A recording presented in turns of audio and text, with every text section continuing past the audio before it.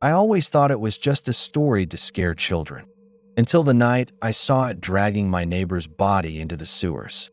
And it looked right at me with eyes like cracked, yellow glass. Nightbound Bloodline presents 5 African urban legends that turn out to be real. We tell stories of the unknown, of shadows that move with purpose, and whispers on the wind that carry ancient warnings. But some stories are not mere campfire tales. They are accounts, etched in terror and corroborated by evidence, that force us to reconsider the very boundaries of our world. Tonight, we cross into a realm where myth bleeds into documented history. We journey to the vibrant, pulsing cities and the ancient, whispering hinterlands of Africa, where urban legends are not just folklore. They are living, breathing, and often hunting memories. What you are about to hear are not fictions. They are first-hand testimonies, police reports, and events witnessed by entire communities. These are encounters that left skeptics shattered and believers trembling with a grim, vindicated fear. Our first account comes from Lagos, Nigeria. A tale of the city's underbelly, literally. A story of the Ngozi Oda. My name is Chitty. I'm 34 years old. I'm a civil engineer. I work with concrete, steel, rebar, things you can measure, weigh, and trust. I don't believe in ghost stories. I believe in load-bearing walls and drainage systems. I believe that until last year, in the Oberlin district, it was the rainy season. A downpour had flooded the streets, and a critical sewer line near a new development had backed up. My team was on call. We went out at night, around 11 p.m., to avoid the daytime traffic chaos. The site was poorly lit, just our portable floods casting harsh, swinging cones of light through the misting rain. The air smelled of wet earth, diesel, and that thick, cloying sweetness of rotting garbage mixed with sewage. My job was to assess the main grate. It was a massive, rusted iron thing, half submerged in oily water. As I shined my flashlight down into the blackness, I heard it. Not from the sewer, but from the alleyway behind me. A sound like wet leather being dragged over rough concrete. Shathump, shathump. I turned, my light cutting through the rain. Nothing, just stacked pallets and overflowing bins. I wrote it off as a trick of the water. I called out, "Michael, is that you?" No answer, just the drip from a broken gutter. Then, the smell hit me. It cut through the stench of the sewer. It was meaty, like a butcher's shop on a hot day, a coppery tang of blood mixed with something else, something dank and animal, like a wet hyena. My skin prickled. This was wrong. This was a specific, living smell. I took a step back toward my truck, my boots sloshing in the water. And that's when I saw the footprints. They were coming out of the flooded sewer channel, leading toward the alley. Not human footprints. They were long, narrow, with 3 distinct, clawed toes splayed wide. And they were fresh, gleaming in my flashlight beam, water still seeping into them. My heart was a hammer in my throat. Every story my grandmother ever told me, every silly childhood fear of the sewer dweller, came screaming back. The Ngozi Oda, the vengeance crawler. They said it was a spirit, a man who died a violent death near water, condemned to slither through the pipes and drains, growing twisted and hungry for the living. A story, just a story. I followed the trail with my light, my hand shaking. The prints stopped at a wall, but above them were smears. Long, vertical, bloody smears, as if something had climbed straight up the concrete. I slowly raised the beam. It was crouched on the roof of a low storage shed, maybe 15 feet away. It was the size of a man, but its limbs were all wrong, too long, too thin, jointed in ways that made my own bones ache to look at. Its skin wasn't skin. It was a slick, hairless gray, like the belly of a fish, mottled with dark veins. It was naked, rib cage protruding, and it was feeding on something. A stray dog, I think. But its face. God, its face. It had no nose, just 2 slit-like holes. Its mouth was too wide, stretched with rows of tiny, needle-sharp teeth, stained dark. And its eyes, They reflected my flashlight not with an animal's glow, but with a dull, intelligent yellow, like cracked, dirty glass.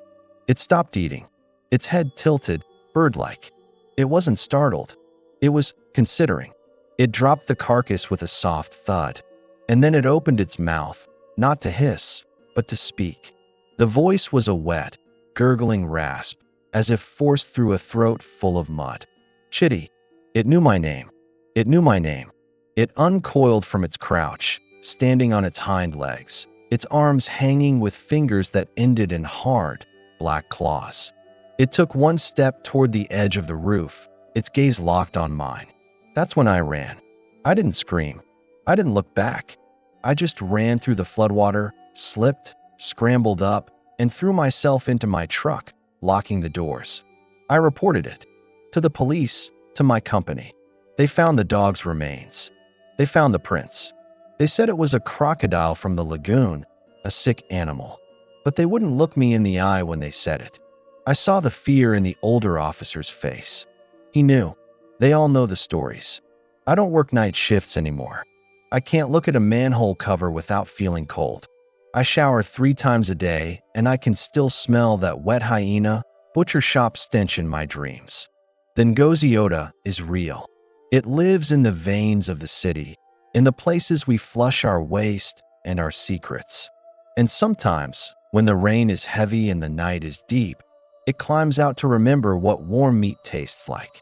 Chitty's account was corroborated by the physical evidence at the scene, though officially dismissed. It shares chilling parallels with other testimonies from across West Africa, describing a creature that is neither ghost nor animal, but something tragically in between. Our next legend takes us from the flooded sewers to the sun-scorched savanna borderlands of Kenya. A story not of a solitary monster, but of a pack. A story of the Nandi bear. The wilderness holds older secrets. Where the city's legends fester in darkness, the legends of the wild are born under an open, unforgiving sky. They are spoken of in the low, wary tones of ranchers and farmers, people whose lives are tethered to the land and its rhythms, people who know the sounds of normal predators. Our next witness is one such person. Her story comes from the Uasin Gishu Plateau near the old Nandi region, a place of rolling grasslands and deep, shadowed ravines. The legend here is not of a mutated spirit, but of a primal relic, a creature that should not be. They call it the chemosit, the Nandi bear. I am Wanjiku. I am 57 years old.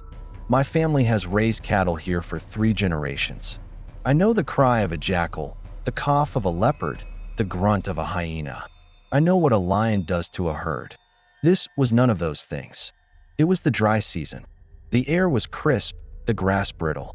We had lost 2 calves in as many weeks. Not to poachers, the fences were intact. Not to normal predators, the kills were messy, entirely consumed, bones crushed, as if something had taken immense pleasure in the destruction. Our dogs, brave animals that would face a hyena clan, would whimper and hide under the house when the sun went down. My husband, Kipchoge, was away in town. I was alone with my youngest son, who was 16. We were on high alert. That night, I couldn't sleep. The wind was wrong. It wasn't the usual steady whisper. It was gusty, carrying a strange, low hum. And it was quiet. Deathly quiet. No insects. No night birds. I got up to make tea, looking out the kitchen window toward the main barn.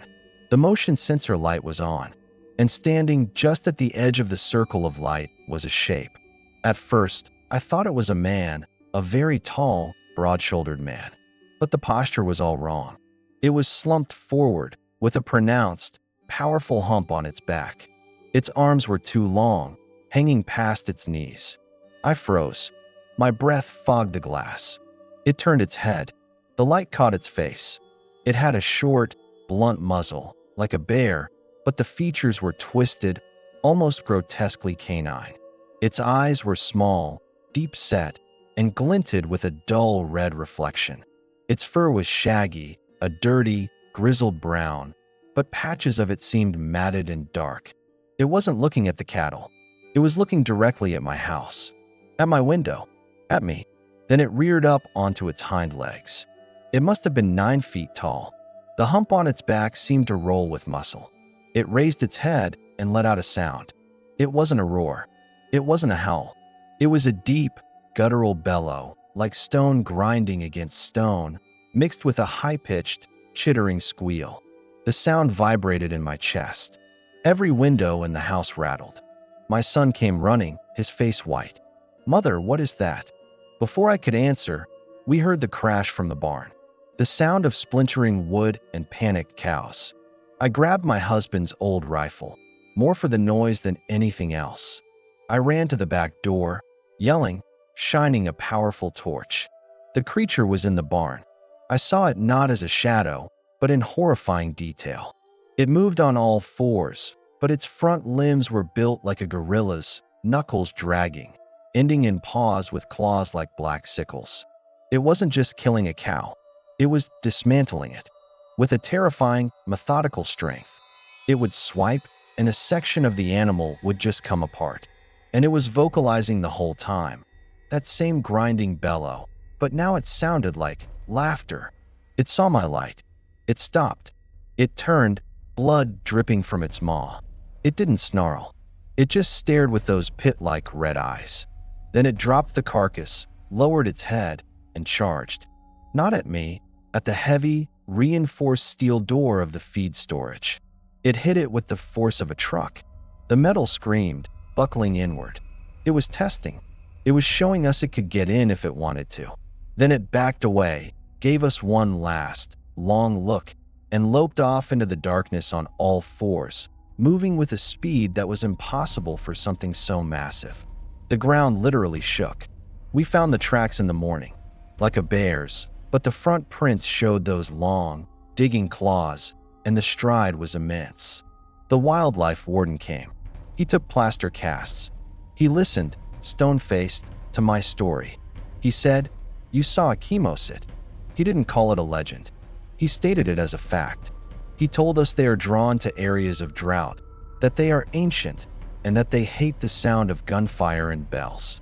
We have strung bells all around our property now. We sleep little. I am a woman of the land. I respect its dangers.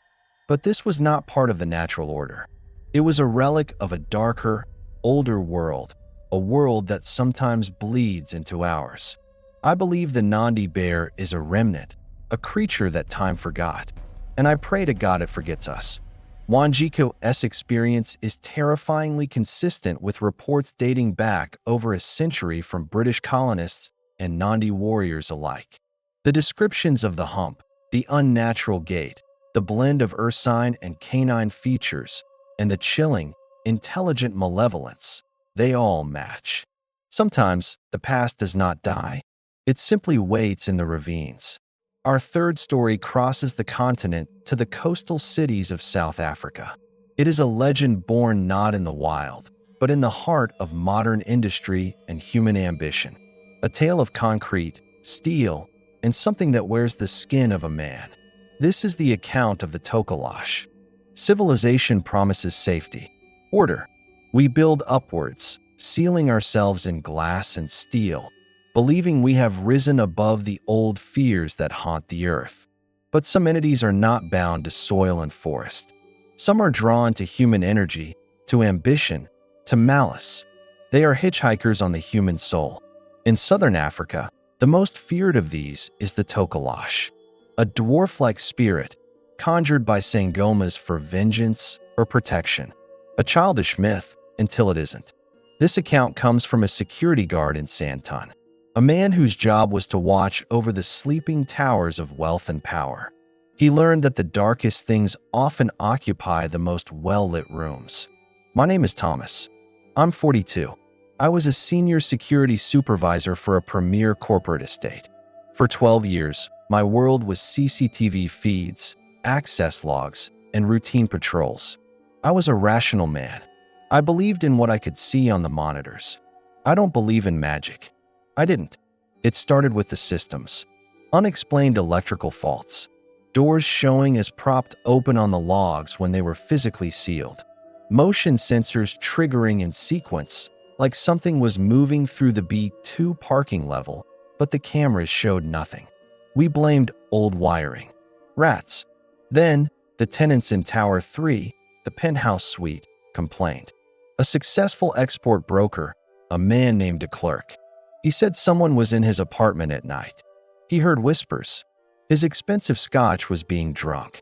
Small, muddy footprints would appear on his imported Persian rugs. He was furious, accused us of incompetence. We swept the place. Nothing. Enhanced the camera coverage. Nothing. One night, during my rounds, I decided to check his floor personally. The corridor was silent, lit by those cold LED panels. As I approached his door, I heard it. From inside, a sound like a child giggling, but distorted, wet, as if its throat was filled with gravel. And a smell, a sweet, cloying stench of infofo, the traditional incense, mixed with something rotten, like spoiled milk. My radio crackled. Control to Thomas.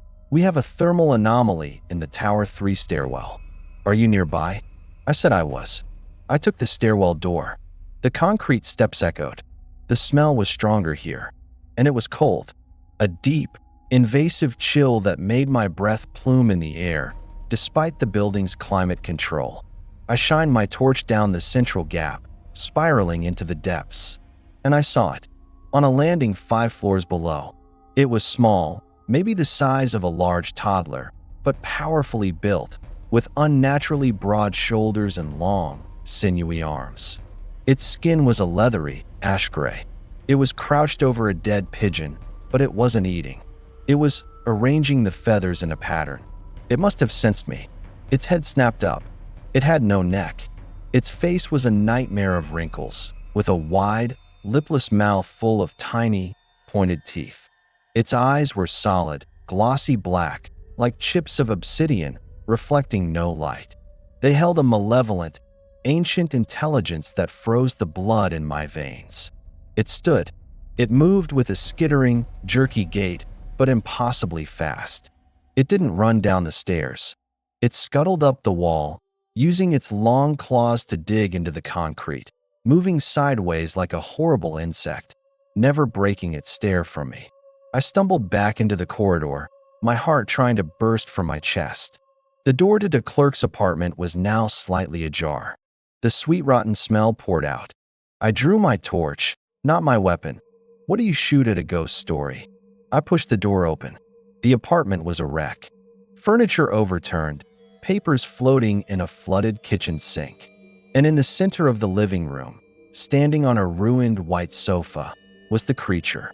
It held de Klerk's prized golf trophy. It looked at me, tilted its head, and in a perfect mimicry of de Klerk's own arrogant tone, it rasped, "You're fired." Then it hurled the trophy through the floor-to-ceiling window.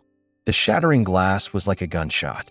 It let out that wet, giggling shriek and leaped, not out the window, but straight up onto the ceiling. It scrambled across it, upside down, moving toward the bedroom, and vanished into the air conditioning vent. We found de Klerk the next day. Not dead. Worse, he was curled in his walk-in closet, babbling, his hair turned white. He'd been toyed with, psychologically dismantled.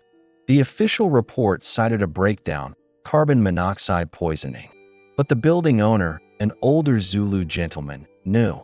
He quietly had a Sangoma perform a cleansing. The disturbances stopped. De Klerk sold his penthouse for a fraction of its value and left the country. I resigned.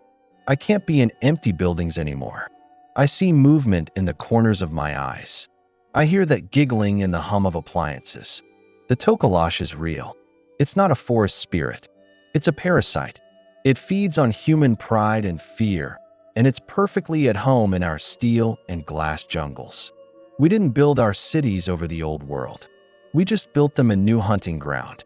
Thomas's testimony, coupled with the physical damage and the psychological state of the victim, paints a portrait of an entity that defies our categories of spirit or beast.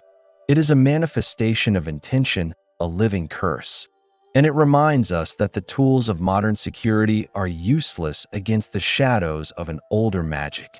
Our journey continues, leaving the urban sprawl for a different kind of labyrinth, a place where water and legend are intertwined, and where the line between human and predator is not just crossed, but deliberately blurred. We travel now to the swamps of the Okavango Delta for a story of the Mamlambo. There are places where the water is not merely an element, but a deity, a living, breathing entity that gives life and claims it with equal indifference. The Okavango Delta is one such place. To the people who live along its channels, the water holds spirits. Some are benevolent, others are possessive, jealous, and hungry.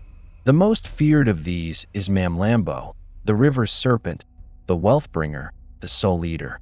She is said to appear as a beautiful woman or a gleaming horse to lure the unwary, only to drag them to a watery grave and keep their spirits as servants.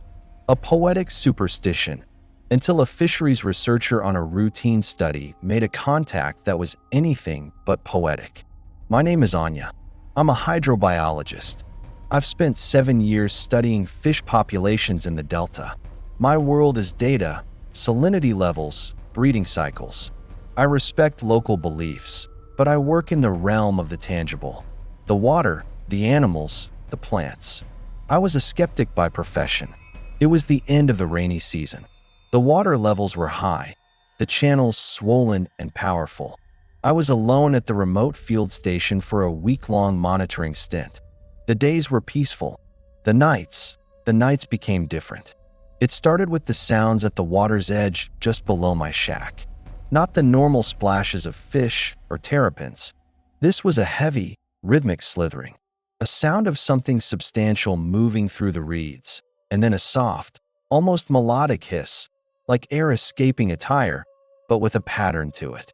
It would stop the moment I shone my spotlight. Then, the gifts appeared. On the second morning, I found a large, perfectly intact fish, a species not native to that exact channel, laid on my doorstep. Its eyes were gone. On the third morning, it was a handful of old, water-smooth beads and a piece of tarnished copper wire. They were laid in a deliberate line leading to the water. It felt less like an offering and more like bait. The local assistant who was supposed to relieve me radioed that his boat had mysteriously sunk. He wouldn't come. He just said, "Don't look at her when she sings, Memigolo, little grandmother." It was a warning. On the fourth night, the silence fell. The insects stopped. The frogs ceased their chorus. The only sound was the gentle lap of water against the poles of my shack. And then a new sound. A voice. It was female, humming a tune I didn't know. A haunting, undulating melody that seemed to sync with the flow of the current. It was the most beautiful, the most sorrowful sound I had ever heard. It pulled at something deep in my chest, a yearning to find its source. I fought it. I pressed my hands over my ears. But the sound wasn't just in the air. It vibrated in the wood of the floor, in the water in my glass. I had to see. Against every screaming instinct, I crept to the window. The moon was bright. On a sandbank in the middle of the channel, something lay half in, half out of the water. At first, I saw a woman with long, dark hair, her back to me, her form glowing palely. She was humming, combing her hair with something that glittered. A sense of profound loneliness and desire washed over me. I wanted to call out to her. Then she shifted. The moonlight caught her side. Where her hip should have been, smooth skin seamlessly transitioned into scales. Large, iridescent scales that gleamed green and silver. And her lower half was not legs, but a powerful, coiling serpentine tail, thicker than a tree trunk, lying in the water. My scientific mind short-circuited. This was impossible. A genetic impossibility. But there it was. The Mamlambo. As if sensing my observation, the humming stopped. She began to turn her head. I remembered the warning. Don't look at her when she sings. I threw myself away from the window, scrambling back into the center of the room. I heard a massive splash, not a dive, but a lunge. The shack shuddered as something enormous bumped against one of its support poles. Then another pole. It was testing the structure. circling. I could hear the slithering hiss right underneath the floorboards now, smell a strange, sweet ozone scent, like lightning over water. Then, the voice spoke. It didn't come from outside. It seemed to emanate from the very walls, a whisper that slithered into my ear. Stay? Stay with me. You are lonely. I see it. The words weren't in English or Setswana. I felt their meaning. They promised an end to isolation, a cool, quiet eternity in the deep. The pull was almost physical. I found myself standing, moving toward the door, my hand reaching for the latch. A log on my little stove cracked loudly. The sudden, normal sound broke the spell. I screamed, not in fear, but in rage at this thing trying to seduce my mind. I grabbed my biggest knife and slammed the blade against the metal stovepipe over and over, creating a terrible, clanging cacophony. The presence recoiled. I felt it. A wave of anger from the water, then a sound of immense frustration, a hiss that turned into a guttural, bestial roar. The water churned violently. And then, silence. True silence. I didn't sleep. At first light, I packed the bare minimum and took my boat. The journey out was a blur of terror. When I reached the main camp, I was babbling. The old camp manager, a Botswana man who'd lived on the delta his whole life, just nodded slowly. He didn't question me. He said, "You broke the song. She offered, you refused. She does not like to be refused. Do not go back to that channel. She will remember your face." I transferred my research. My data from that station is incomplete, a blank spot in my career. I still study water, but I stick to large rivers, to dams. I cannot look at still, dark water without seeing that gleam of scales, without feeling that psychic pull. The Mam Lambo is not a monster. She is the genius loci of those waters, a conscious, possessive intelligence. And she is always hungry for company. Anya's encounter speaks to a deep, ecological horror, the idea that the land itself, or in this case, the water, can have a will, a consciousness, and an appetite. It is a legend verified not just by sight, but by a chilling psychic assault. A reminder that in the world's oldest places, we are not observers. We are potential prey, or worse, potential possessions. For our final account, we must go to a place where the legend is so potent, it has shaped international law and military protocol. A story that moves from whispered village tale to official dossier. We enter the mist-shrouded rainforests of the Congo Basin, the domain of the Mokombembe. There are places on this earth that time has not so much forgotten as deliberately abandoned. The Central Congo Basin is one. It is a green, living cathedral of such immense scale and isolation that it could hide continents. Here, the maps still say uncharted. Here, the legends are not just stories, they are part of the ecology. And the greatest of these legends is a relic of a bygone age. A creature out of deep time, the Mokombembe, the one who stops the flow of rivers. Described for centuries by pygmy tribes as a creature as large as an elephant, with a long neck, a single tooth like a horn, and a tail like a crocodile. They said it was a god of the deep forest, a protector. The outside world called it a myth, a confused memory of dinosaurs. This is not a story from a hunter or a farmer. This comes from a man whose job was to not believe in myths. A former member of a UN-backed geological survey team. His testimony was filed, stamped, classified, ecological anomaly, and buried. Until now. My name is Lieutenant Alain Deschamps, retired. I was an engineering officer attached to a multinational resource survey in the Lakula region.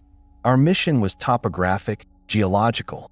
We used sonar, LiDAR, satellite imagery. We were there to map, not to explore folklore. We were warned by the local Baka guides about the Mokombembe. They refused to take us near certain river bends and lakes. We dismissed it as superstition protecting sacred sites. Our arrogance was our mistake. We were mapping a tributary of the Sunga River, an area of such profound isolation our satellite uplink failed for days at a time. The water was black with tannin, like tea. The silence was different here. Not peaceful, oppressive, as if the forest was holding its breath. The first anomaly was the sonar. We were scanning a deep, wide section of the river. The bottom was supposed to be silt. Instead, we got a return of something massive, organic, and moving against the current. It was the size of a school bus. Our tech assumed it was a log, but logs do not swim upstream. 2 days later, our lead boat, a reinforced Zodiac, was found dashed against the bank. Not just capsized, it looked crushed. The aluminum hull was folded inward, as if in the jaws of something immense. No claw marks, just tremendous, blunt force compression. Our supplies were gone. Not scattered, gone. Fear, real operational fear, set in. This was not poachers. This was something else. We armed ourselves. We posted watch. On the third night, it was my watch. The jungle at night is a wall of sound, but near the river, there was a pocket of silence. And in that silence, I heard it. A sound I can only describe as a deep, vibrating bellow. So low it was more a feeling in my bones than a noise in my ears. It was answered from further downriver. Then another. There was more than one. At dawn, we found the tracks. They emerged from the riverbank, crushing saplings and ferns. Each print was nearly a meter across, round, with 3 deep, clawed toe impressions at the front. The stride was enormous. They led into an impossibly dense thicket. Against the protests of our remaining guide, who was now wide-eyed with terror, we followed. We had to know. The trail led to a wall of vegetation. We cut through, and we found a clearing, but not a natural one. The trees at the edges were bent, broken, forming a crude canopy. The ground was trampled bare and littered with shattered bones, forest elephants, hippos, things I couldn't identify. And in the center, a mound of vegetation like a giant nest. The stench was overwhelming, a mix of wet reptile, decaying plants, and a sharp, ammoniac smell. That's when we saw it. At the far edge of the clearing, partially obscured by mist and ferns, it was drinking from a spring. It was colossal. Its body was like a muscular elephant, but covered in a dark, gray-brown, hairless hide, slick with moisture. Its neck was long and powerful, lifting a head the size of a barrel. Its tail was long, thick, like a monitor lizard's, and on its snout, a single, short, conical horn. It was a sauropod, a living, breathing dinosaur. Not a clumsy monster, but a graceful, ancient giant. It turned its head. Its eye was large, dark, and intelligent. It looked at us not with predator's aggression, but with a calm, profound awareness. It saw us, comprehended us as intruders, and dismissed us. It made that low, bone-shaking bellow again, a sound of pure, primordial power. Then, from the river behind us, another head rose. Smaller, perhaps a juvenile. It echoed the call. We were between them. We retreated, slowly, carefully, without turning our backs. The creature watched us go, then returned to its drinking, as if we were nothing more than irritating birds. The report we filed was sanitized. We cited hostile environmental conditions and unidentified large fauna. The higher-ups knew. The mission was scrubbed. The area was marked for a conservation zone, with no further exploration permitted. They didn't want a myth proven true. The implications were too vast. I left the service.